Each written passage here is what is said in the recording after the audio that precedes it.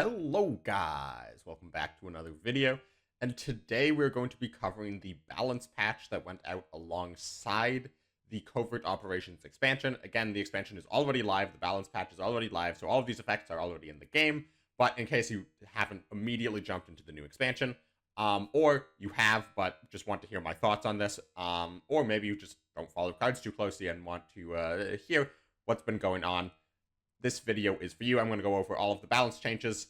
Two affected two of the expansion cards before they even came out, and the rest are cards that are either being brought back in through rotation and are being changed a little, or cards that are being just changed that are just generally in the game already. So with that, let's roll the intro and get into all of the changes. What a performance there by J-King. J-King, full plot armor. J-King is pushing himself into the ranks of the legend. J-King is our world champion! J-King 7! What? The back-to-back Cards world champion!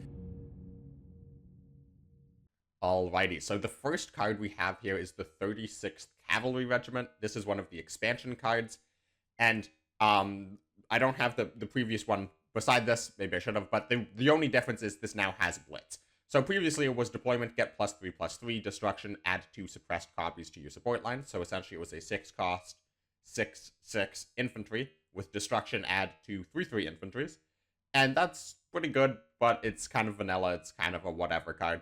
Now it is a 6-cost, 6/6 blitz, destruction, add 2 suppressed copies to your support line. The suppressed copies will not have blitz, because the blitz comes with the deployment effect. It's not on the card already. But giving this card blitz makes this a lot better. The main issue with this card still is if your opponent can suppress it before it dies, then it's really, really remarkably bad. However, with blitz, it now means you're probably going to be able to at least trade into something, even if it doesn't kill this. Just destroy the biggest unit in the front line. Maybe. It's pretty good. And, you know, if your opponent doesn't have suppress, not all nations have easy access to suppress, then this can be a bit of a monster. I mean, it's a 6-cost big infantry for Soviets. That's kind of difficult to imagine being able to use. And it doesn't have synergy with Machines of War, which is sort of the go-to synergy card for big Soviet infantry. So yeah, it's a remarkably good card now. I just don't think it is a good enough card in the way you want it to be to see competitive play. But, like, keep an eye out on this card. This card might be good enough at some point in the future. Right now, the meta is absolutely insane because there's a ton of really, really broken Covert Operations cards. But, you know, if the meta slows down a little bit, or Soviets get some good, like, mid-rangey tools, maybe this guy. Keep an eye out on him. That's all I'll say. Then we have a change to 1 roof. This used to be 4 credits. Now it is 5 credits. Of course, it is the big combo engine element of the self-credit denial deck, which basically it just generates you free credits. It's like a convoy, but instead of costing 3 credits, it costs 5 credits unless you've been denying credits this game, in which case it's going to give you credits. And the nerf from 4 to 5 is very, very substantial. I talked about it a bit in my previous video. Essentially, this delays the entire deck 1 turn, because the entire deck revolves around 1 roof. Previously, you would probably get up to 4 credits, and then start denying yourself over and over and over and over and over, with the idea that you will eventually be able to play 1 roof well on 4 credits. Or you'd go up to 3 credits and start denying yourself over and over and over, with the knowledge that at any point you can stop denying yourself for 1 turn, go up to 4 credits, and play 1 roof. Now that 1 roof costs 5, that means you either have to reach 5 and then start denying, or start denying at 4 and then wait a turn to 5, or start denying at 3 but then have to wait 2 turns to get to 4, or sorry, to get to 5 to play 1 roof. Now obviously you can use 40th Cavalry to reduce its cost to 4, but that's, you know, not consistent, and then any additional 1 roofs you will draw will still cost 5. It means on turns you're going to be playing multiple 1 roofs. Each 1 roof you play gets you 1 less credit than it would previously. And yeah, this is just a all-around pretty big nerf, very big change, but as we have seen, as the deck is currently live on ladder, this is still probably the best deck in the game. There is a lot of competition for best deck in the game right now, but 1 roof is, or not 1 roof, well, 1 roof, but self-credit denial is definitely in that conversation at the top running, for best deck in the game. Almost certainly it's the best tournament deck, like the best overall deck with the fewest counters and just the strongest potential in the hands of a top player. It might not necessarily be the best ladder deck, but it probably is one of the best ladder decks if it's not the best ladder deck. Anyways, this deck is absolutely broken even after the One Roof nerf. And the fact that the One Roof nerf is so substantial, think about how good this deck would have been without the One Roof nerf. This deck will be nerfed again within the next month, I'm like 90% sure.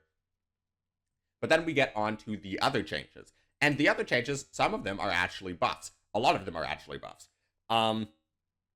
Actually, if I think about it, I think only one of them are nerfs. I think they might all be buffs but one. But anyways, we get to the anti-air gun. This is one of the cards that had been rotated out and is coming back in, I believe. And it went from a 5-cost 2/3 RD deployment pin all enemy air units to a 4-cost 2/3 RD pin all enemy air units. So at 5, this card was laughably bad. Ironically, it actually did eventually see some play in the Gorky pin deck, just because there was a lot of air in the meta, and the entire deck's win condition was pinning the opponent's board over and over and over. So he just ran a couple anti-air guns, just as a 5-credit pin their air units. And like, even if they're not playing air, they probably have some air units, so 5 credits pin an air unit. Pretty good. Now that it goes from 5 to 4, that is actually a very substantial difference. This makes this card a lot more considerable. However, you're never really going to run this card outside of a pin deck, just because pinning all enemy air units is not a useful enough effect, even if air is the meta deck. And right now that does seem to be the case. Air is probably the most popular deck on ladder right now. But even in that case, unless you are a dedicated pin deck that is using pin somehow, or has a deck built around pinning the opponent's board over and over and over, pinning just doesn't do enough. If this dealt damage to enemy air units, if this like destroyed the lowest cost enemy air unit, I don't know. If this destroyed a unit or dealt damage, this would be playable possibly at 4 credits in sort of British control decks or British ally control decks that are struggling to deal with air. But at just pinning them, that simply doesn't do enough, because Britain typically is unable to harness the board for a turn with pinning something for 4 credits. Because the idea with pin, if you're going to be pinning all of your opponent's units like this, it would be to pin them and then also get a huge front line to then trade out all their air units that can't attack. However, you're playing Britain, so like, what are you going to be taking the front line with? So this is a cool card, and maybe it will come back at some point in some sort of pin deck. And pin now has forced surrender, so maybe pin deck is the way to go. Unfortunately, with the rotation of Commonwealth, Britain kind of lacks a win con for that type of combo-esque deck. But we'll have to see. Then we have the main nerf here. There might be more nerfs, but this is at least the relevant nerf that I can remember, is the Pioneer Company change. And actually, if you remember, a couple of months ago, I made a My Ideal Balance Patch video where I talked about the changes I would like to see. I had this exact change. Basically, word for word, exact change to Pioneer Company that I suggested. So as you might expect, I am very happy about this change. Since it is one that I suggested. This was like, I'm not saying that the reason it was changed was because of me, but I'm saying that I had the same idea for this change. So obviously I'm going to be happy about this. And the change is the first order you play each turn costs 1 less, rather than your orders cost 1 less to a minimum of 1. So it's actually my issue with 85 Pioneer Company, and an issue that the devs clearly had as well, was you could cheat ridiculous numbers of credits very, very easily, especially later in the game. Like, you'd play turn 1 Pioneer Company, and then it would let you cheat out a 3-cost order on turn 2. So already, it's not even just it's giving you a free credit. It's giving you a free credit towards something you would have been unable to play on that turn. So, like, say you do turn 1 Pioneer Company, turn 2 War Machine, not turn 2 War Machine, turn 2 Convoy. And then on, let's say, turn 3, you do War Machine Convoy. And then on turn 4, with 5 credits, you play, I don't know, Monsoon Rod. It should be 6 credits, you played it for 5 credits. And then, like, later in the game, like, once you get up to 9, 10 credits, you're just going to start having turns where you're doing, like, Convoy, supply shortage. And if you're playing any sort of, like, Crusader combo deck, you can throw in 2 enemy spotteds in there. And, like, suddenly Pioneer Company, which has already given you like 7 free credits this game, is now giving you 7 free credits per turn. Yeah, this card absolutely broken, by far the best of the 0-4s, just ludicrously powerful. And the benefit of this current version, obviously this is a big nerf, because it can only affect 1 unit per turn, so it is credit cheating you it's giving you a free credit per turn after you play it, if you are playing an order that turn. And a lot of people have said, like, well, this is just, like, worse than War Machine. Like, why wouldn't you just play War Machine? War Machine gives you 1 credit per turn, but you can play it on anything, and it doesn't matter if the unit gets removed. Well, there's a couple differences. 1, War Machine is an American card. 2, War Machine costs more, and doesn't have immediate effect. Like, you can play Pioneer Company on a turn for free if you're playing an order that turn, because it will immediately discount the cost of that order. And 3, War Machine will only gain you credits up to 12. And then once it reaches that, so there is a set amount of credits that War Machine is gaining you. And it doesn't really stack well. Whereas with Pioneer, if your opponent can never remove it, it will just gain you 1 credit per turn for every turn that you play an order on for the rest of the game, which is probably going to be more than 8 credits than a War Machine gains you. And, as people have discovered, Pioneer Company actually unlocks the ability to play Bomber Mafia 1 turn earlier, Bomber Mafia being a card in the expansion, 2-cost US order. If you have 6 unspent credits, deal 2 damage to all enemy units. And normally people look at that and say, well, you need 8 credits, because the card costs 2. However, if you have a Pioneer Company on board, the card costs 1 credit to play, meaning if you have 7 credits, you can play Bomber Mafia for 1 credit, with 6 remaining to trigger the effect. So, Pioneer Company actually has been seeing a ton of play in British air decks right now, for a multitude of reasons, and mainly because of the change to this, to make it a slight buff, is it can now reduce cards that cost 1 to 0. Because previously it was to a minimum of 1, but to prevent massive abuse of reducing 1-cost orders to 0, and then you can just play an infinite number of 1-cost orders in a turn. By making this change, where 1-cost orders can cost 0, it makes Pioneer Company a much better card in decks that play a lot of 1-cost orders. Decks like Commandos and decks like Air, where you're playing cards like Close Air Support.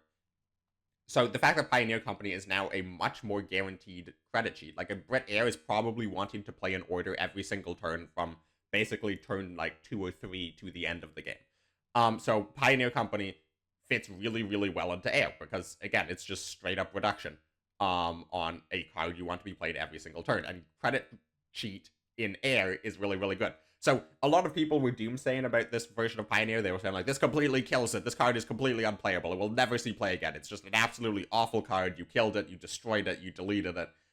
Ironically, it's seen more play in the meta right now than before this change. I'm not saying it's better. To be very clear, it is much worse than it used to be. It's just ironically seen much more play in the meta right now because Brit Air is really, really popular in a way that decks using Pioneer Company were not that popular. Obviously Brit Ramp, but Brit Air right now is far more popular than Brit Ramp.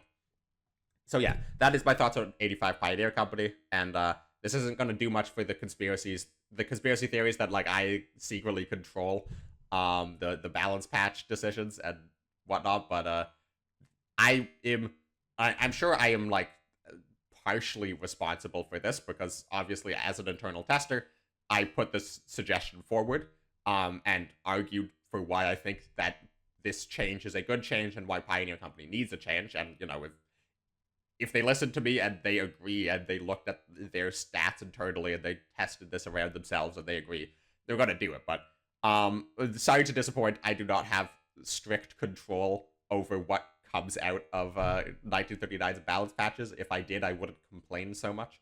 And if I did, this card would have been changed like 2 years ago. And then we get on to Germany. We're back to buffs. The 59th Panzer Grenadiers, which is a 2-cost 3/2 infantry, can move and attack in the same turn. So basically, it's a 2-cost 3/2 infantry that behaves like a tank. Is now a 2-cost 3/3. And honestly, this is kind of good. Like, it's not great. Like, it's not like, oh, I'm gonna immediately throw this into a competitive list. But, like, this just seems like a really good card. 2-cost 3/3. is a good stat line. The 1 operation cost definitely makes it fair. If this was a 2 cost 0 op 3/3, this card would be incredible and you would run this. But 2 cost 3/3, even for an operation cost, this seems like a really good card for sort of low budget decks and low collection players. This seems like a really, really good card for you to use. Because move and attack on the same turn is really, really good. If you're doing any sort of combined arm synergy stuff, this card behaves like a tank, but it counts as an infantry for the sake of stuff like joint operation or combined arms. So yeah, this is a really, really solid card. I'm pretty happy about this buff. Then we get on to the buff to Mountain Offensive. Mountain Offensive goes from 7 to 6. And let me tell you, at 6 credits, this card is incredible at 6 credits. This card was incredible at 7 credits. I'm not entirely sure why they buffed it. Like, I think they buffed it to make people play the card more, not because it was performing poorly. I think they probably buffed this based on play rates rather than performance rates, because I think at 7 cost, Mountain Offensive is a very good card. It's a very good card in decks that aren't particularly good. But at 6 cost, Mountain Offensive is going to push Alpine a little bit. And I think that's kind of fine, because Alpine didn't really get much from this expansion. So it's definitely going to push Alpine, and I've seen a couple Alpine decks on ladder, and they're both definitely running 6 cost Mountain Offensive. But I also think Mountain Offensive is reaching the point where you could run it in decks with a very limited to possibly 0 Alpine synergy. So what I mean by this is, for example, US-German frontline. You play US-German frontline, and you have your 2 Devil's Brigades, which are both Alpine, and then you maybe, if you want extra Alpine synergy, you throw in the 2 Gebirgs Pioneers. The 1/1 give you a credit at the start of every turn, Alpine dudes. And then you just run 2 Mountain Offensives as, like, just straight up stats on the board.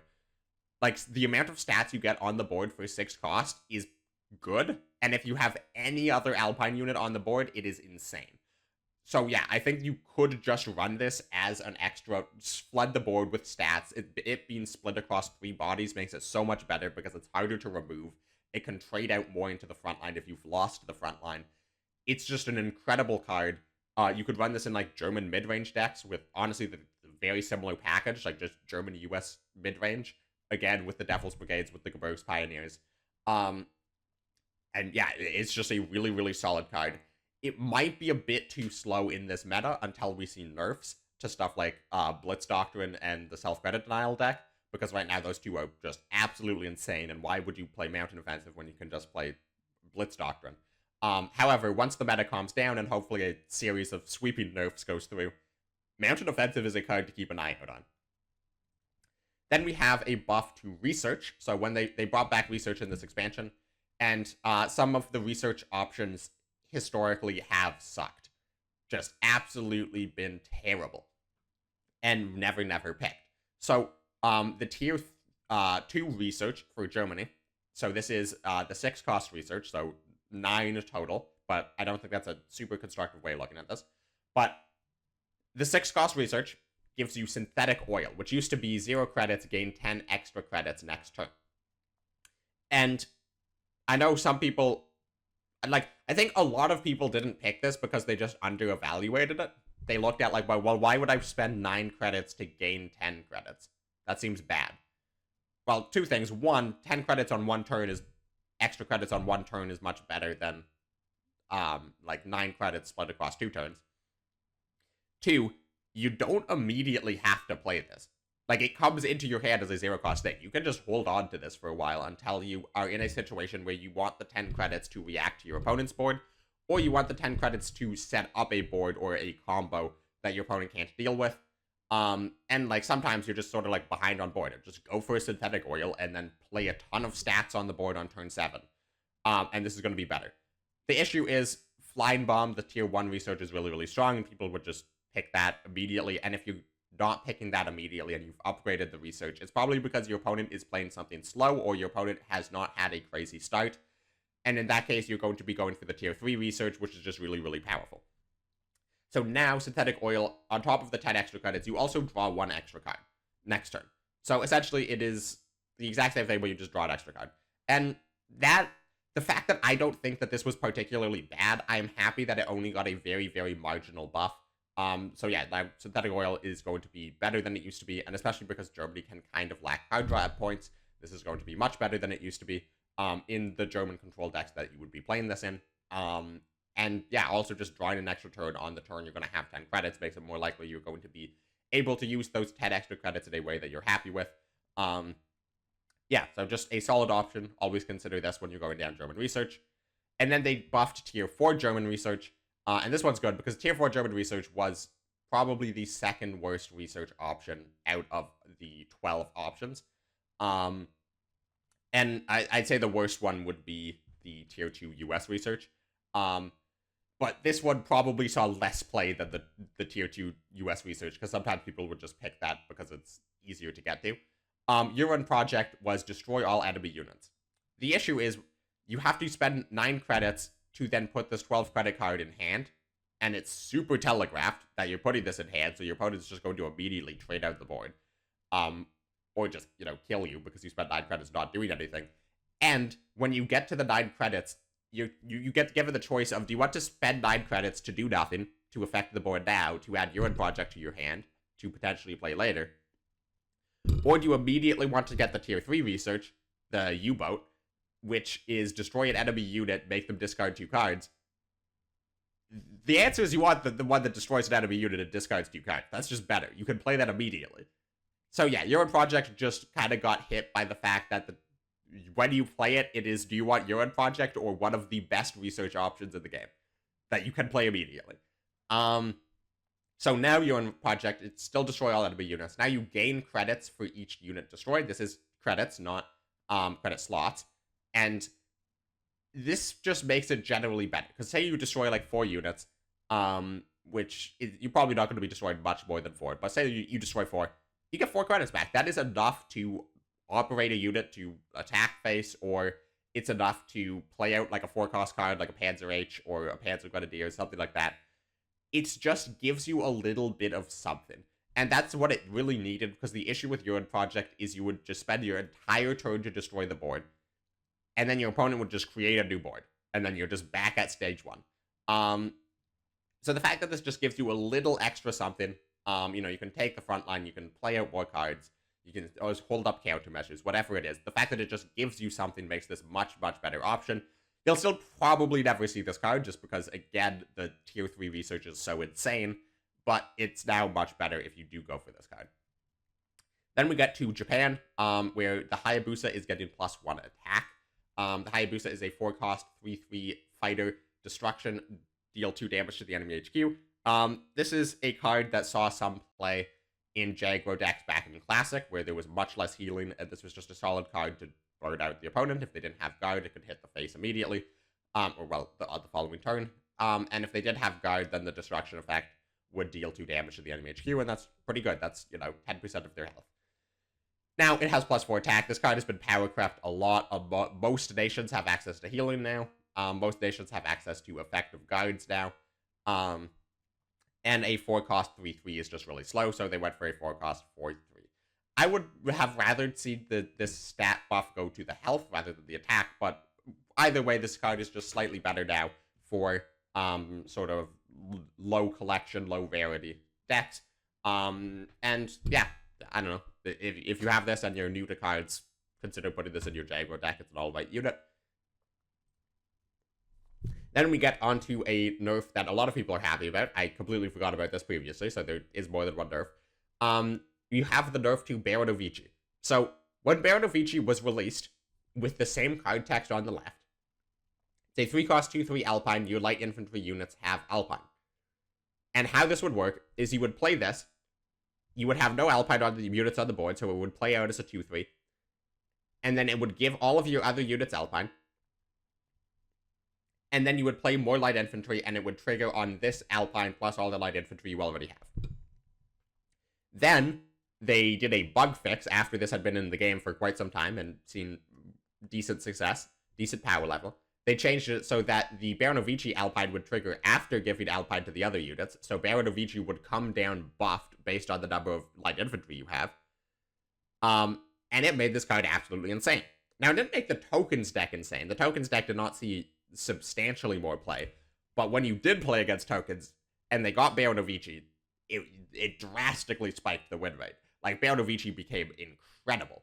And too incredible according to 1939, because they have now nerfed it to your light infantry units have Alpine. So, functionally, when you play it, it is like the old version of Baranovichi, where you play it and your light infantry have Alpine and this doesn't get buffed. However, it's even worse than that now, because it itself does not have Alpine. So, it basically is -1/-1 on every additional light infantry you play after playing Baranovichi, because there's one less Alpine unit on the board being Baranovichi. And, importantly, if we go back to this, Mountain Offensive, Baranovichi can no longer show up on Mountain Offensive, which actually pretty substantially increases the quality of the 3-cost unit you get out of Mountain Offensive. So yeah, it's another buff to Mountain Offensive is removing Alpine from Baranovichi. Then we get on to US changes, and there's a few of them that we need to talk about. The first one is Priest. So Priest used to be a 3-cost 1/2 artillery that gets +2/+1 if you control the front line. So if you control the front line, it plays as a 3/3. If you don't control the front line, it plays as a 1/2. Now it is a 2/2 that gets +1/+1 if you control the front line. So now it plays as a 3/3 if you control the front line and a 2/2 if you don't. So essentially, it just makes it slightly better if you do not control the front line, which makes Priest slightly better to play. And it will probably see about the same amount of play as it did before, because if you're playing Priest, it's because you have the front line, and if you're playing Priest without the front line, it's because you are in a losing situation. And playing a 2/2 RD for 3 in a losing situation is not going to help you. So yeah, I don't think this will drastically, or have basically any impact on how much play Priest plays, but play Priest sees, but also just like with the suppress meta going on, if you suppress Priest, you know, it goes to a 2/2 now rather than a 1/2, so that's kind of important. But yeah, I don't know. Priest is Priest. I don't have much else to say about this card. Then we get to For Freedom. And this is probably the biggest buff. No, this certainly is the biggest buff out of all of the cards we're looking at today. Because For Freedom went from 2 cost to 1 cost. And you might say, well, how good is that? Because For Freedom is a card that has never seen any play ever. So how much could reducing it from 2 to 1 actually do? Well, the thing is, For Freedom, the reason it didn't see any play was not because the effect is bad. The effect of For Freedom is give a unit +1/+1 draw a card. That's a very, very, very good effect. The issue is, at 2, there was no deck that could effectively harness the power of this card. It just cost a little bit too much, and it required units sticking on the board. It was difficult to combo early in the game, which is when a +1/+1 buff is going to matter the most. And yeah, it was... I have considered I have looked at For Freedom and considered putting it in a number of different decks, like dozens of times over the last 3 years of Cards, and every time it was always it's just slightly not good enough. And now it's had its cost reduced by 50%. For Freedom at 1 credit is insane. This card is genuinely insane. Throw this in every single US main deck, every single US ally deck. This card is bonkers. If you are playing units in your deck, you want this card in your deck. If you don't play units in your deck, there's still a chance you want this card in your deck, because if you played a unitless deck, this is still 1 credit draw a card. You play it on an opponent's unit, and then you destroy it because you played a unitless deck. This card is nuts, and people have already realized this. If you have played any amount of ladder since this patch dropped, you have been getting absolutely destroyed by Frontlines with For Freedom, German US Heinz with For Freedom, Britain US Air with For Freedom. There has been so much For Freedom on ladder, and it is performing ludicrously well. Like, this card is absolutely nuts. If you have For Freedom in your collection, you just got a massive buff, because this card, previously you probably saw this in your collection and were like, wow, that kind of sucks. I have this card that no one ever plays, and it's a special, and it's a waste of a special. Now, if you have this card in your collection, you are happy, because this is one of the best cards in the game right now. Like, to compare this to Sickle. Sickle is deal 1 damage, draw a card. Deal 1 damage to an enemy unit, end your HQ, draw a card. And that's really, really good. Dealing 1 damage to an enemy unit is less good than giving +1/+1 to your unit the vast majority of the time. And also, it doesn't deal damage to your HQ. This is insane. Like, people are doing turn 1 Swordfish, turn 2 for freedom on Swordfish, make it a 2/4, and attack. And people could do that previously, but you would have to do close air support, attack. And the difference is, this replaces itself in your hand. So you're not losing a card, and you're not losing cast, which it can give +3/+3, and if you have to play it on turn 2 on 1 unit, you're sad. This card is insane. You could also do, like, turn 1 Greyhound, turn 2 for freedom on Greyhound, attack something. You can do, I mean, they rotated Red Devils, which is really, really good, because you better believe people would be doing for freedom on Red Devils. It's similar to a 99th. Like, I think 99th is still a bigger snowball card if you can play it on turn 2 or turn 3. But for freedom is by far more flexible later in the game. For freedom is just such a powerful card. It is truly insane. It is difficult to understate how absolutely powerful this card is. Then we have a buff to tier 2 US research. Again, this is the one that I said was probably the worst research in the game. And that's because it used to be add a super fortress and a high altitude bombing to your hand. It was just a massive value generation thing. And you would only play this in the heaviest ramp decks. And if you're playing it in the heaviest ramp decks, why are you not just going for nukes? Like, that's just better than high altitude bombing and super fortress. Like, if you're gonna have the credits and the time to play super fortress and high altitude bombing, you have the credits and the time to not go for this and instead research a 9 into nukes. Yeah. So, this card sucked.